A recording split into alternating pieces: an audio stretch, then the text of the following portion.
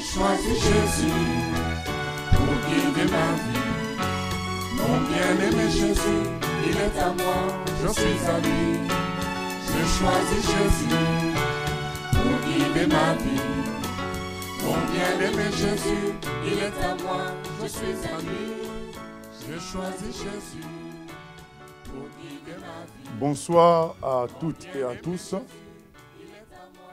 Nous sommes de retour pour notre émission intitulée « Le problème congolais », la question congolaise. C'est quoi le problème congolais? Un grand paradoxe, une grande contradiction entre les potentialités d'un pays, les richesses que Dieu a léguées à un pays,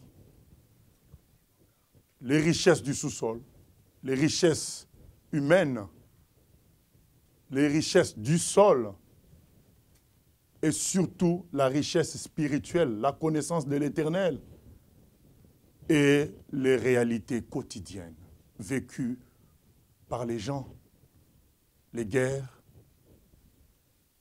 les enfants de rue,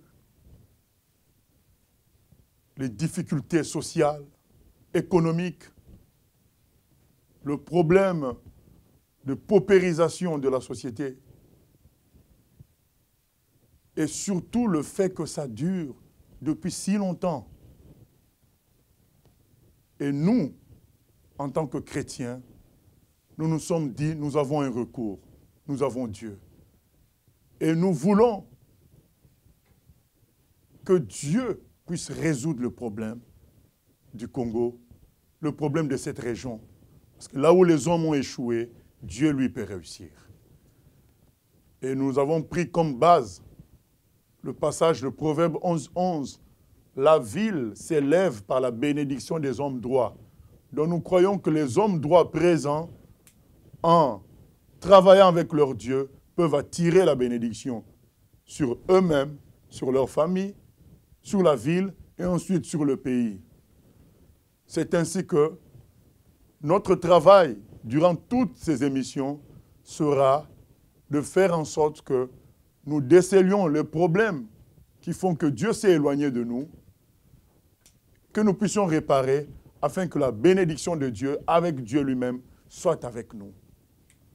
Et le premier jour, nous avons parlé de la responsabilité individuelle, c'est-à-dire que chacun de nous, en parlant des chrétiens, est responsable.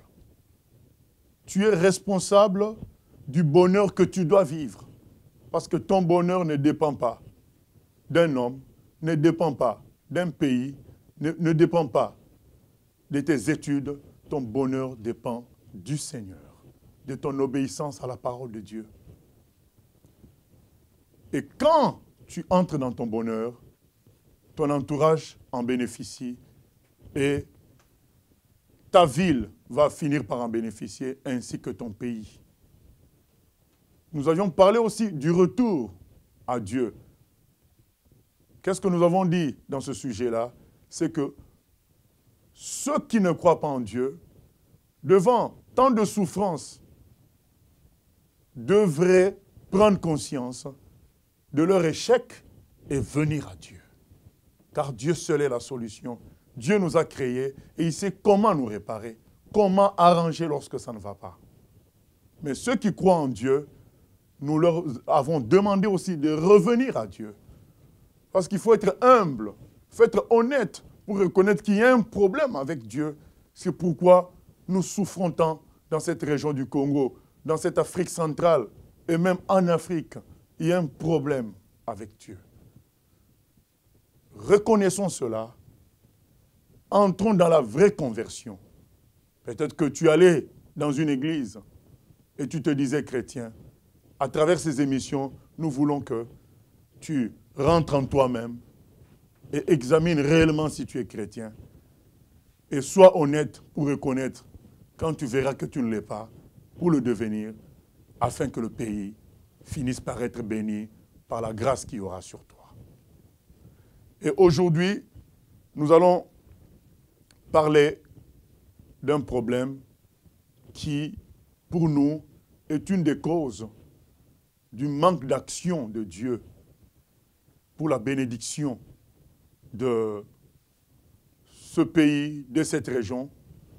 Et ce problème, c'est la banalisation du péché et la négligence de la Bible. La banalisation du péché, ça veut dire le péché n'est plus considéré comme quelque chose de grave vis-à-vis de Dieu. Il est presque considéré comme quelque chose de normal au milieu et des chrétiens et des non-chrétiens. Et il y a aussi un grand problème qu'on retrouve, c'est que la Bible est négligée. Elle n'est pas prise au sérieux à 100%. Les gens préfèrent suivre des humains, suivre des mouvements religieux, plutôt que de suivre la Bible, la parole de Dieu. Or, nous nous souvenons du conseil de Josué, que ce livre de la loi ne s'éloigne pas de ta bouche. Médite-le jour et nuit, afin de vivre selon ce qui est prescrit. Alors tu réussiras dans toutes tes entreprises. Voilà ce que Josué nous a conseillé. La banalisation du péché. Qu'est-ce que nous entendons par là? Il est écrit dans Ésaïe 5:20 que nous allons lire. Ésaïe 5:20.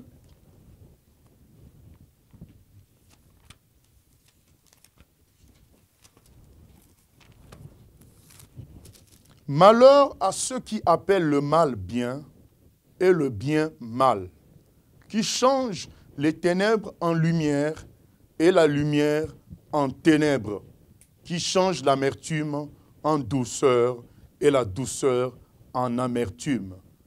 Voilà ce que l'Éternel dit. Lorsqu'on commence à ignorer que le mal est mal, on commence pratiquement à le vivre comme s'il était normal. Dieu dit malheur à de telles personnes. Et vous vous imaginez, lorsque ça se passe dans le peuple de Dieu, combien va être la colère du Seigneur? Malheur à ceux qui appellent bien mal. Nous devons avoir le courage d'appeler le péché mal, comme il l'est.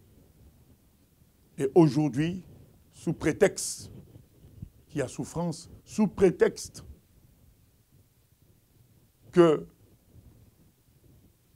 on ne comprend pas trop ce qui se passe, beaucoup de gens ont pris la Bible, ils ont relégué en seconde position et ils ont mis leur pensée devant et commencent à considérer le péché comme bien ou carrément ignorer qu'il est mal.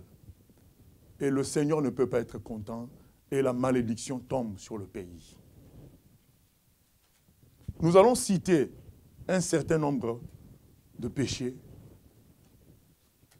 Nous ne pensons pas que c'est les seuls, mais nous pensons que c'est des exemples pour nous réveiller. Et avant de citer cela, nous prenons Éphésiens au chapitre 5. Éphésiens.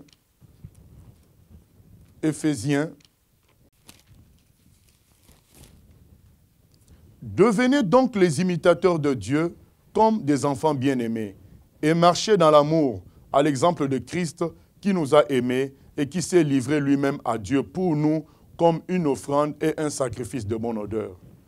Que la débauche, ni aucune impureté, ni la cupidité ne soient pas même nommées parmi vous, ainsi qu'il convient à des saints, qu'on n'entende ni paroles grossières, ni propos insensés ou équivoques, choses qui sont contraires à la bienséance, qu'on entende plutôt des actions de grâce.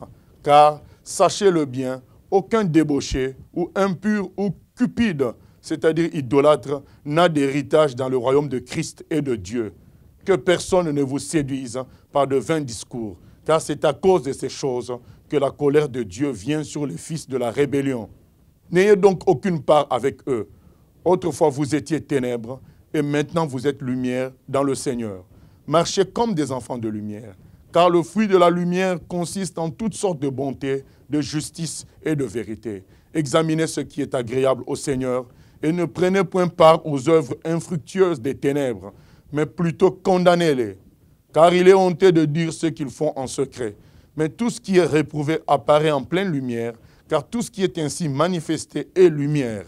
C'est pour cela qu'il est dit, réveille-toi, toi qui dors, relève-toi d'entre les morts, et Christ t'éclairera. Prenez donc garde afin de vous conduire avec circonspection, non comme des insensés, mais comme des sages.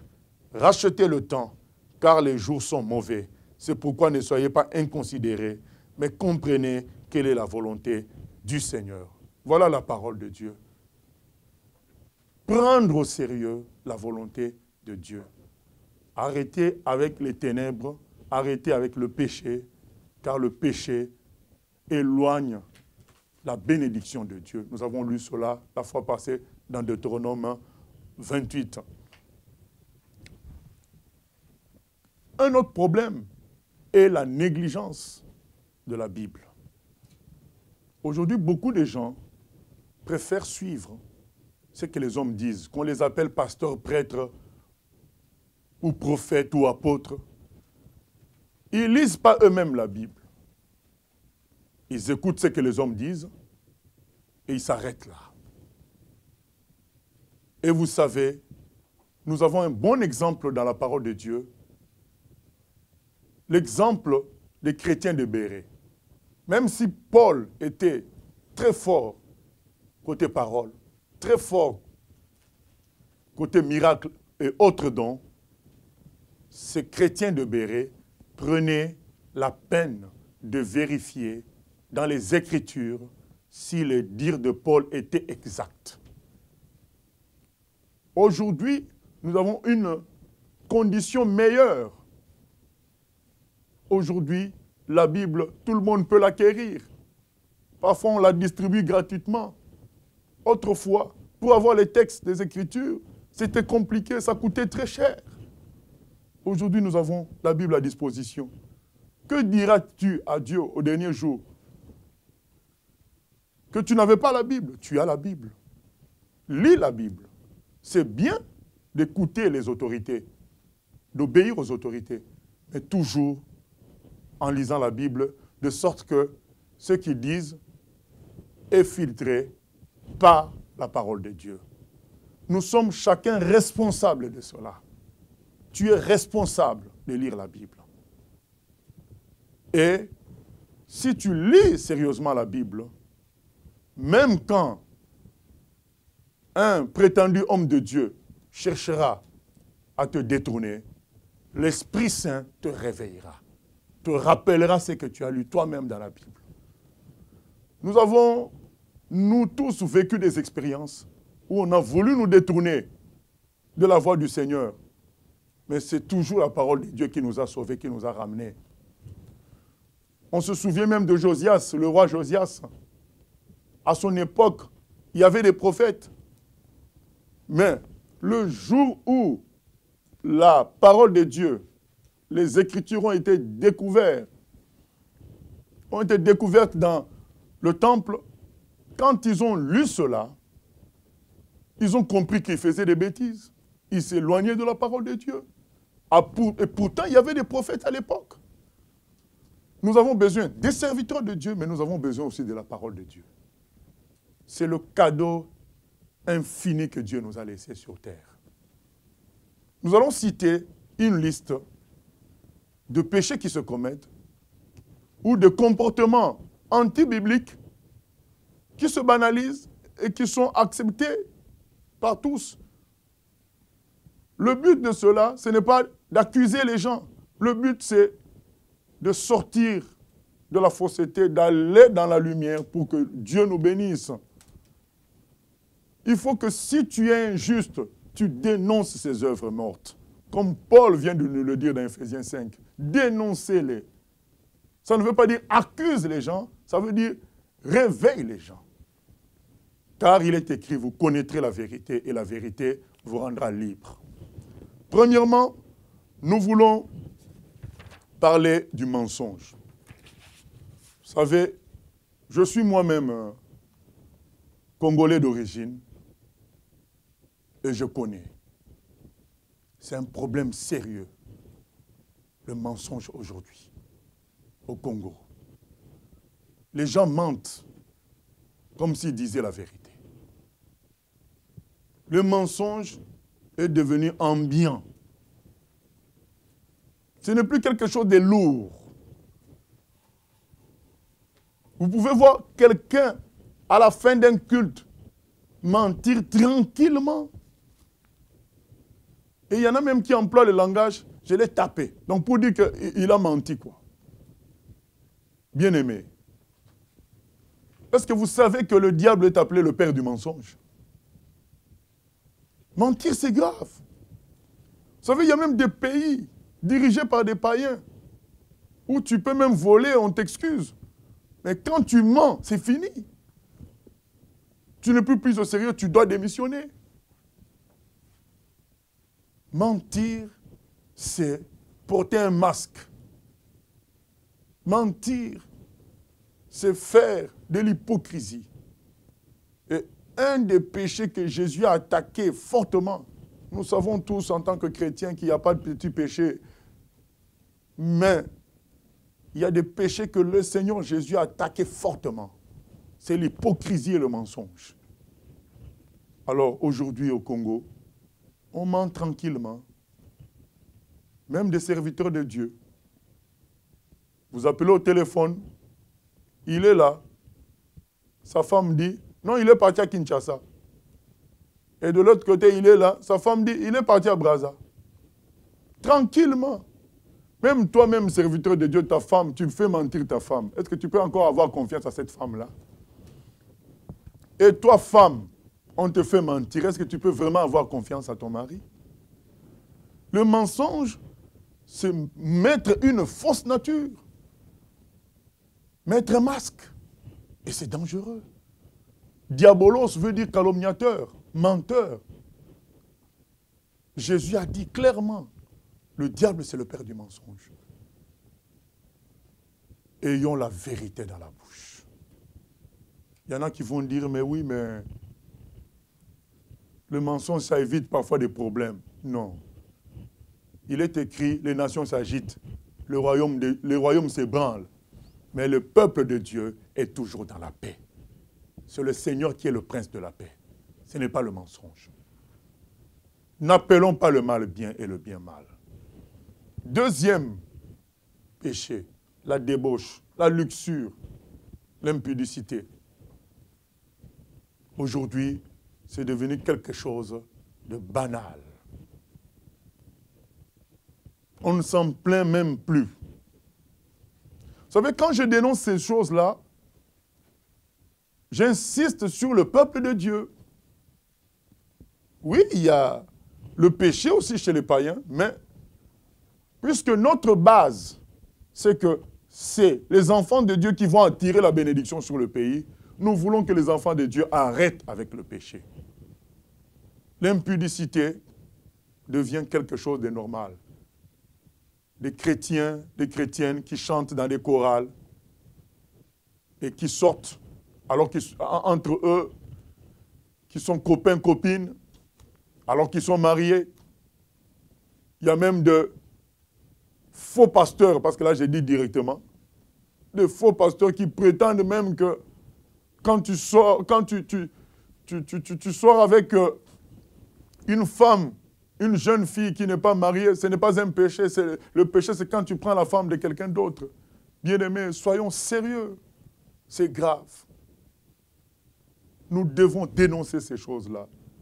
Des pasteurs qui divorcent comme ils veulent, rapidement pour prendre une jeune fille. C'est des choses que nous devons dénoncer. Parce que le divorce n'est pas de Dieu. Tout ça, c'est les racines de l'impudicité qui se manifestent. On pourrait parler longtemps, mais nous n'avons pas beaucoup de temps. Il y a la cupidité, l'amour de l'argent. Et les gens disent, non, mais c'est la souffrance qui fait ça. Non. Aux États-Unis, il y a la cupidité. Mais ils ont la nourriture là-bas. La cupidité vient du fait que tu n'as plus foi en Dieu et tu comptes sur toi-même. Et tu préfères voler, tu n'as plus confiance à la parole de Dieu. Les gens aiment tellement l'argent qu'ils sont prêts à sacrifier leurs enfants.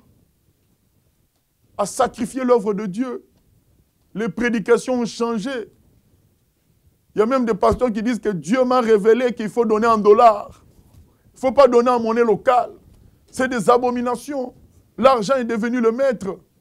Or, le Seigneur a dit qu'il faut choisir entre Mammon, le Dieu de l'argent, et lui. Il y a la musique. Les gens ont pris la musique du monde, ils ont transposé dans les choses de Dieu. Il y en a qui, vous me direz, eux, leur musique c'est vraiment spirituel, mais le problème, parfois quand c'est spirituel, en apparence, le monsieur lui-même, il a un comportement mondain. On fait payer les concerts aux gens. Où tu as vu ça dans la Bible? Faire payer quelqu'un pour adorer l'Éternel. Est-ce que toi, tu as payé pour ton souffle, le souffle que Dieu t'a donné? Pour que quelqu'un adore Dieu, il faut que toi, tu le fasses payer. On prend la façon dont les gens orchestrent leur musique dans le monde et on transpose ça. Bien-aimé, où est l'inspiration divine? Où est la puissance de Dieu? Dieu est-il incapable de nous inspirer lui-même? Est-ce que David trichait le monde? Réveillons-nous, bien-aimés. Et il y a des musiciens qui se disent chrétiens. Parfois, ils sont invités à gauche, à droite.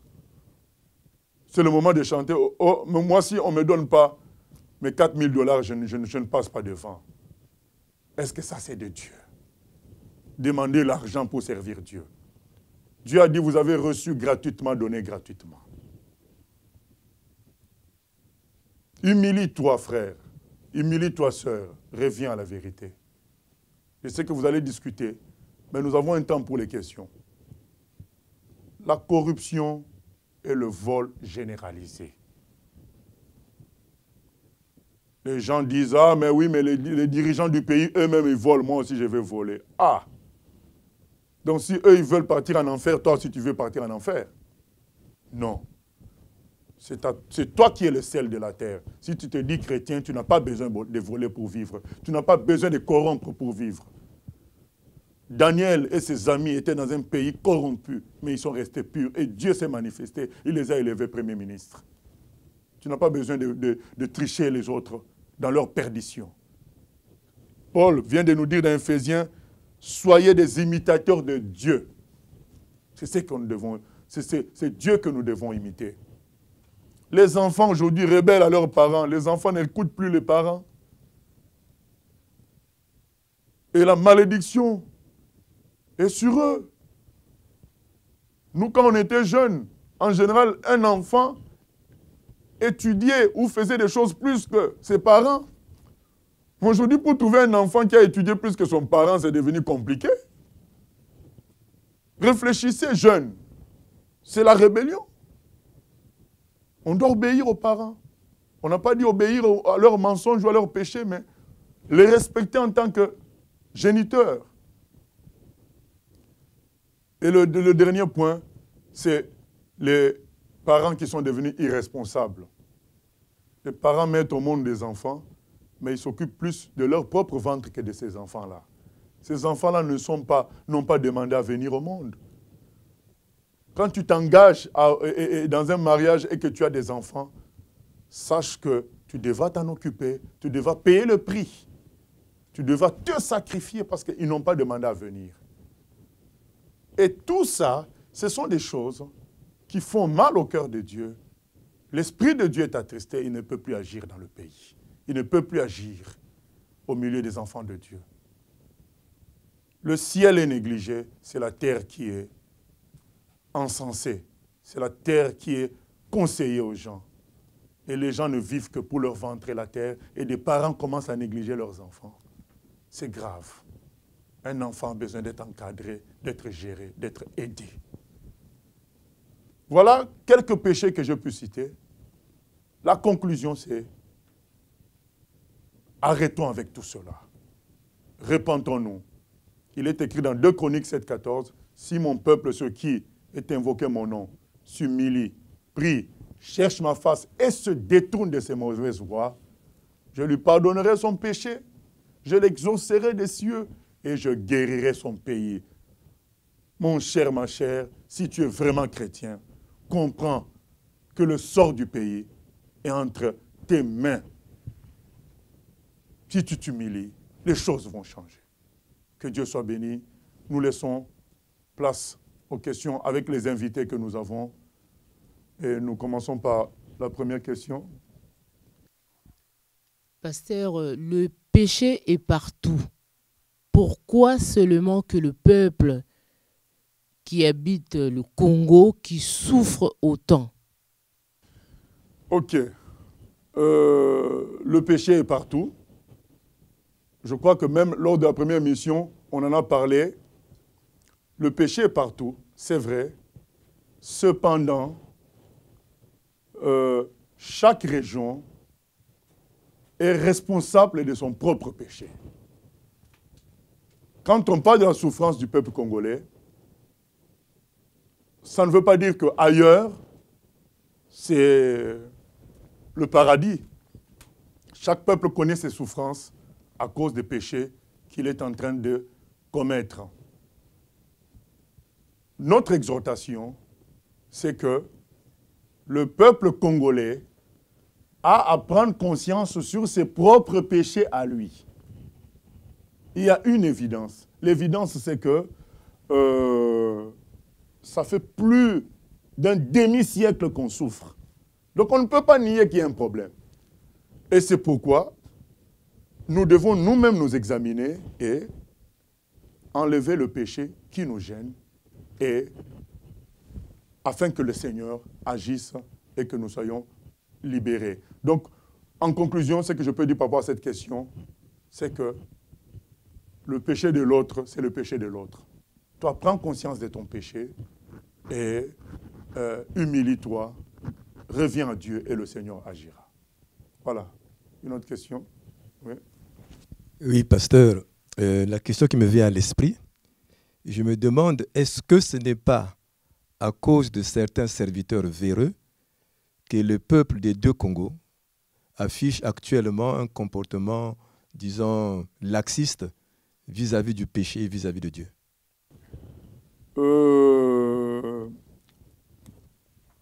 Les serviteurs de Dieu ont une grande responsabilité parce que les brebis, Dieu les confie à des bergers.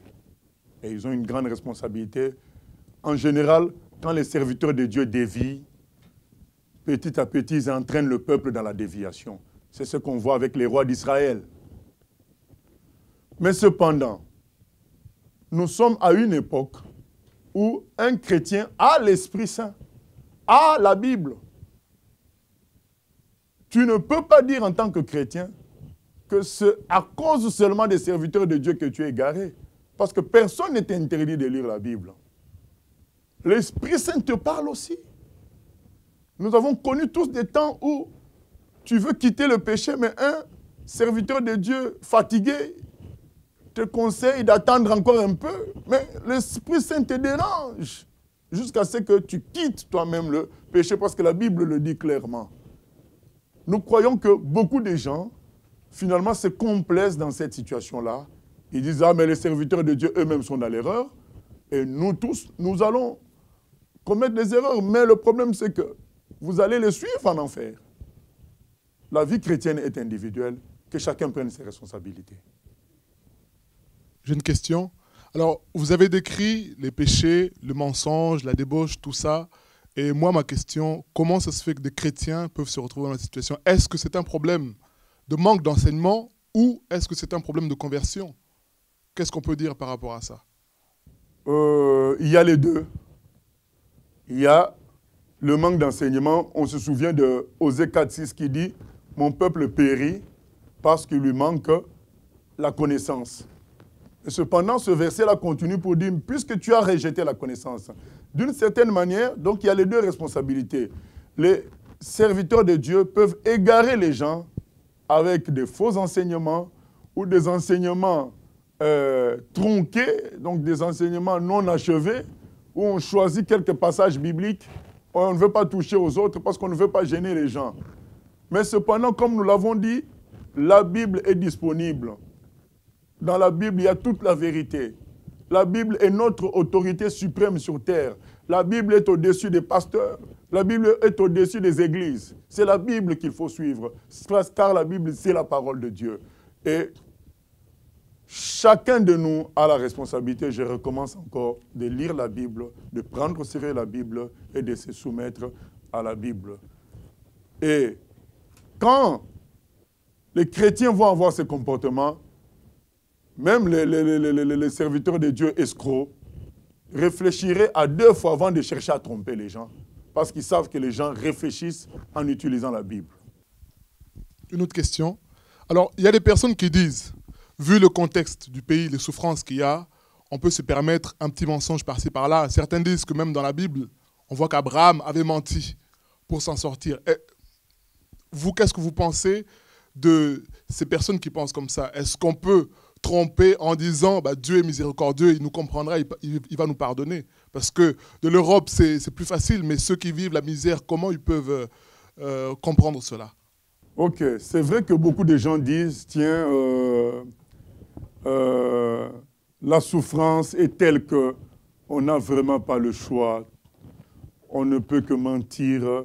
Et souvent, en parlant de nous qui résidons en Europe, ils disent, mais oui, vous pouvez parler de tout ça parce que vous vivez dans un monde de confort et où la nourriture est accessible à tous. Je peux vous dire que déjà, c'est une fausse idée que de croire qu'ici on ne ment pas et c'est en Afrique qu'on ment. Ici, on voit même des présidents, des gens qui sont présidents de la République qui achètent des billets d'avion, rien qu'un billet d'avion, par des magouilles. Alors, c'est pour nous dire que le mensonge, c'est dans le cœur, c'est quelque chose qui n'est pas forcément lié aux souffrances. Beaucoup de politiciens en Europe, en Occident, ne font que mentir. Et en réalité, ce sont des excuses. Lorsqu'on lit la Bible, on voit l'erreur d'un serviteur de Dieu. Dieu nous montre cela pour nous aider à prendre des résolutions, à ne pas commettre la même erreur. Ce n'est pas pour nous donner un signal pour commettre la même erreur. Ce n'est pas parce qu'Abraham a menti, par manque de foi, que nous aussi, nous devons le faire. Ce n'est pas parce que David a tué Uri, nous n'allons pas tuer un homme marié pour prendre sa femme. Non, nous devons prendre, au contraire, la résolution de ne pas tomber dans le même péché, parce que nous avons le Saint-Esprit, nous avons Jésus qui est à nos côtés. Et donc, je ne crois pas que ce soit une raison valable. C'est contraire à la parole de Dieu. C'est la vérité qui doit l'emporter. Oui. Puisque vous dites que l'on ne peut pas payer les concerts, que l'on n'a pas payé les salles, mais finalement, qui doit payer les salles et qui va financer les concerts? Ok. On doit se poser la question suivante. Qui t'envoie faire les concerts? Est-ce que c'est le public ou c'est Dieu? Si tu es un musicien, qui te demande d'aller chanter dans une salle, faire un concert? Si c'est Dieu, alors il faut lui demander des moyens. Tu dis à ton Dieu, mais Dieu, si tu m'envoies, donc donne-moi les moyens pour louer la salle, pour avoir les instruments, pour avoir les musiciens. Et comme ça, ça se passe. Si c'est le public qui devient ton patron, alors tu n'es plus serviteur de Dieu, mais tu es serviteur d'un public. Or, tu t'appelles serviteur de Dieu en tant que chantre. Ou en tant que pasteur, tu fais un séminaire et tu fais payer. Tu fais un concert et tu fais payer. Donc finalement, les gens, pour venir écouter la parole de Dieu ou bien pour venir adorer leur Dieu, avec l'aide de ton ministère, ils sont obligés de payer. Ce n'est pas normal.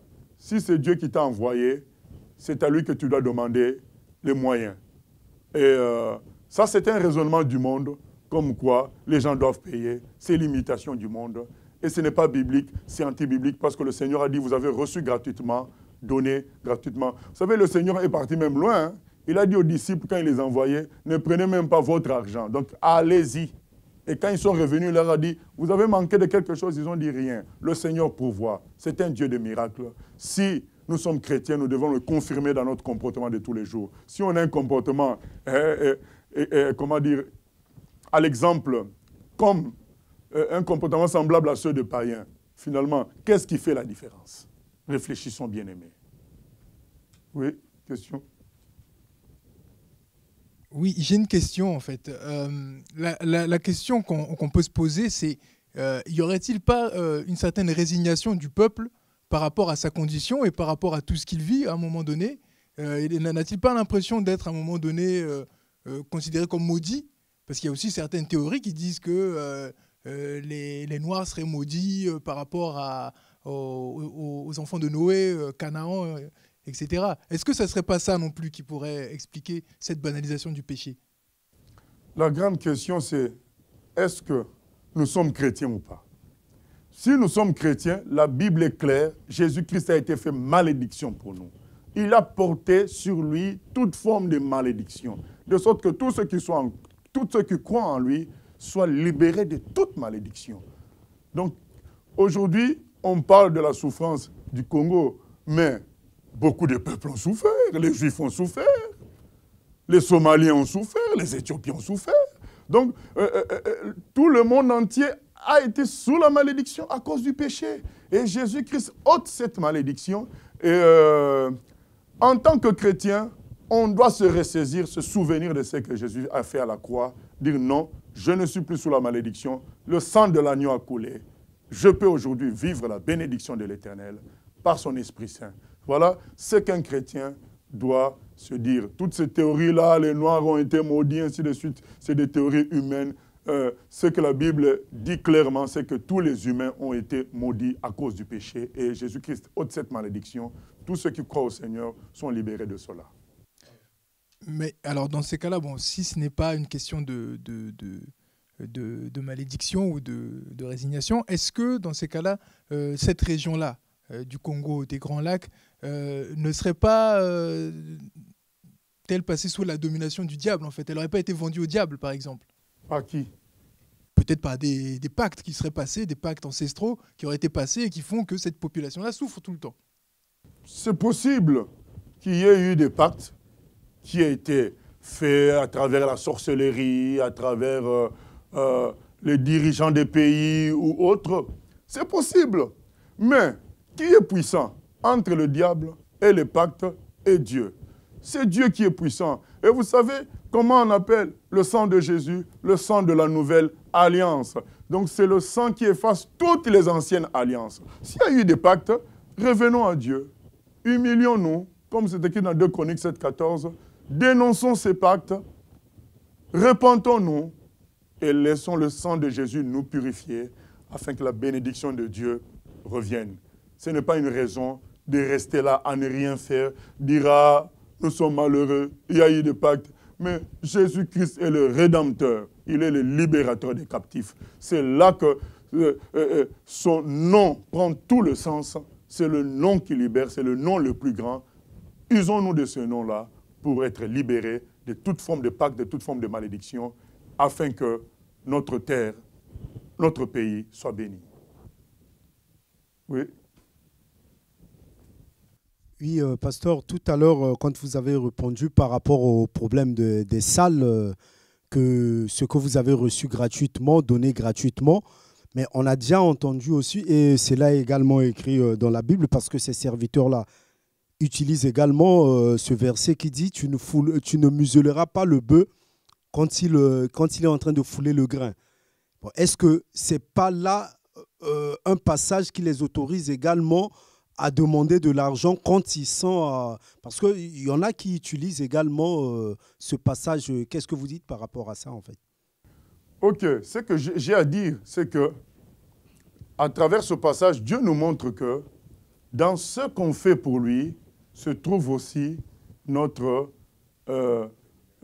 prise en charge. Notre prise en charge est dans ce qu'on fait aussi pour lui. Tu prêches, Dieu te nourrira à travers ce travail-là.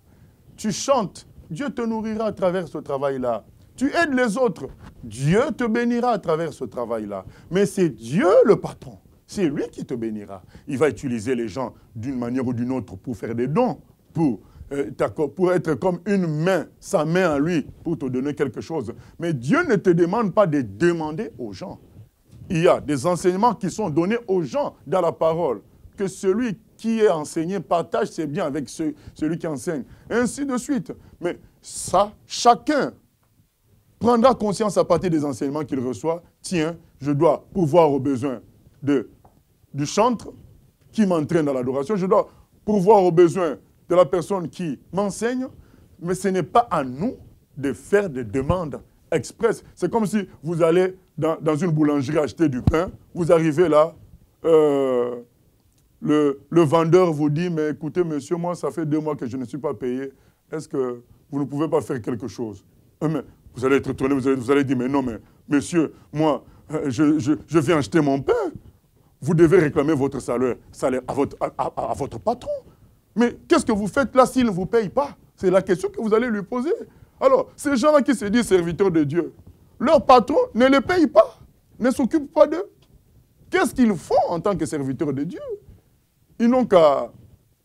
S'ils trouvent que leur Dieu, parce que j'ai l'impression qu'on n'a pas le même Dieu, donc s'ils trouvent que leur Dieu n'arrive pas à s'occuper d'eux et qu'ils sont obligés de mendier, qu'ils changent de Dieu, que ce soit le public qui devienne leur Dieu. Et c'est ce qui est devenu. Ce n'est pas normal. Donc, c'est vrai qu'on ne mesurera pas le bœuf qui foule le grain. Ça veut dire tout simplement que dans le travail d'un serviteur de Dieu, sa prise en charge est dedans, mais c'est Dieu qui s'en occupe en touchant les cœurs des gens, et les gens vont donner sans qu'on les force, sans qu'on mendie. Parce que ça fait le déshonneur de l'Éternel. Question, oui. Vous nous avez parlé tout à l'heure de la musique en disant que les musiciens chrétiens copiaient la musique du monde. Ma première question est la suivante. En quoi ces musiciens chrétiens-là copient-ils la musique du monde? Voilà, qu'est-ce qu'on remarque? On remarque qu'un musicien du monde, et on sait que ces musiciens du monde-là font des contrats avec Satan, et parfois ils le disent. Nous avons été tous dans le monde, nous avons chanté et dansé ces choses, nous avons entendu des cris lancés. Parfois, ils expliquent clairement qu'ils vont dans les cimetières, qu'ils tuent des gens dans la sorcellerie pour avoir du succès. Et qu'est-ce qu'on remarque? C'est qu'un album du monde va sortir et un album chrétien sort avec les mêmes solos, avec les mêmes cris, avec les mêmes façons de faire. Donc il y a une sorte de copie qui se fait et ce n'est pas bon. L'inspiration doit venir du ciel. Et ça, c'est un. Donc c'est dans cela qu'il copie. Et deuxièmement, il y a le fait de copier le comportement. Donc, même parfois, il y a des chanteurs chrétiens qui ne semblent pas copier directement la musique, mais leur comportement ressemble aux chanteurs du monde dans leur façon d'exiger l'argent avant de chanter, dans leur façon de parler, de manifester une sorte de fatuité, d'orgueil, et ce n'est pas biblique. C'est ce que nous avons voulu dénoncer. Ma deuxième question, que pensez-vous de ces chanteurs-là qui s'unissent pour dénoncer le fait qu'on puisse copier leurs CD? Alors, est-ce que finalement, ils n'ont plus foi en Dieu ou ce ne sont pas des vrais chanteurs de Dieu, des chantres chrétiens? Voilà, il y a des gens qui ont créé la théorie suivante. Ah, vous les chrétiens, vous ne voulez pas dépenser, voilà, c'est pourquoi les serviteurs de Dieu, les musiciens sont pauvres, il faut acheter, il ne faut pas pirater. Bien-aimé, toi, la Bible que tu lis là, est-ce que tu n'as pas piraté? Est-ce que c'est toi qui as écrit ça? Est-ce que tu as vu quelque part, Paul a dit, ne multipliez pas? Les chants que tu chantes là, qui t'a inspiré ça? Est-ce que ce n'est pas Dieu? Ou alors reconnais que ce n'est pas Dieu. Dis que c'est toi, tu as été inspiré autrement. Donc n'utilise pas dans ce cas le nom de Dieu. Parce que le nom de Dieu que tu chantes veut qu'on le chante gratuitement. Et quand on dit, ah, pirater, il ne faut pas pirater. Mais bien aimé, tout ça c'est le commerce. On commence à parler comme les gens du monde. Au contraire, le Seigneur a dit, allez faire de toutes les nations des disciples. Si les gens copient tes CD ou quoi que ce soit. Mais ça doit être une joie pour toi, la parole de Dieu se répand. Nous n'allons pas mettre des copyrights sur les œuvres divines. Si tu chantes pour Dieu, c'est une œuvre divine. Comment tu peux empêcher les gens d'accéder à Dieu à travers cette œuvre-là? Ce n'est pas normal. Revenons à la vérité. Je crois qu'on fera toute une émission pour parler de cela. Mais déjà, un petit avant-goût, cela nous suffit. Peut-être parce qu'il y a une dernière question. Oui, ma question, en fait, elle réside dans la prise de conscience. Le tableau que vous nous avez brossé, on a comme une impression que ce peuple est endormi et qu'il n'a pas eu de phase de prise de conscience pour comprendre toutes ces choses et pour éviter qu'il banalise justement le péché. Parce qu'en Europe, on voit qu'il y a quand même eu des figures comme Luther avec la réforme qui ont permis aussi à ce que le peuple puisse se réveiller à un moment donné. Mais qu'est-ce qui manque au Congo pour qu'il puisse se réveiller? Est-ce qu'il faut une figure? Est-ce qu'il faut que Dieu envoie un homme particulier? Parce qu'on ne comprend pas pourquoi ce pays-là s'endorme pendant tout ce temps-là. Il manque des gens de sacrifice. Les gens veulent gonfler leur ventre sur terre. Il n'y a personne qui veut souffrir pour l'autre. Il n'y a personne qui veut prendre le risque de dire, de vivre et de prêcher la vérité parce que ça entraîne la persécution. Dans 2 Timothée 3,12, il s'est écrit « Tous ceux qui veulent servir Jésus-Christ pieusement seront persécutés ». Et c'est un risque que beaucoup ne veulent pas prendre. Je ne crois pas que nous ayons besoin d'un homme spécial. Nous avons besoin des chrétiens qui se lèvent, qui disent comme les amis de Daniel, que nous ne voulons pas céder à l'ambiance générale. Nous voulons la vérité. Et nous allons la dire, la proclamer, la vivre surtout, afin d'être un exemple pour les autres. Ainsi, par contamination positive, le pays sera transformé et changé. Donc, nous cherchons des gens prêts à se sacrifier comme leur propre Seigneur, Jésus-Christ, pour le salut et le bien-être des autres.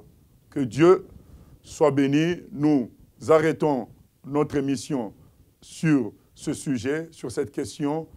Nous vous remercions pour votre écoute et nous vous donnons rendez-vous une prochaine fois pour la suite de l'émission. Nous allons, entre autres, parler de tout ce qui concerne la pratique de la magie, de la sorcellerie, qui est quelque chose aussi qui freine ce pays. Que Dieu nous bénisse. À bientôt. J'ai choisi Jésus pour guider ma vie. Mon bien-aimé Jésus, il est à moi, je suis à lui. J'ai choisi Jésus pour guider ma vie. Mon bien-aimé Jésus, il est à moi, je suis à lui. J'ai choisi Jésus pour guider ma vie. Mon bien-aimé Jésus, il est à moi, je suis à lui. Je choisis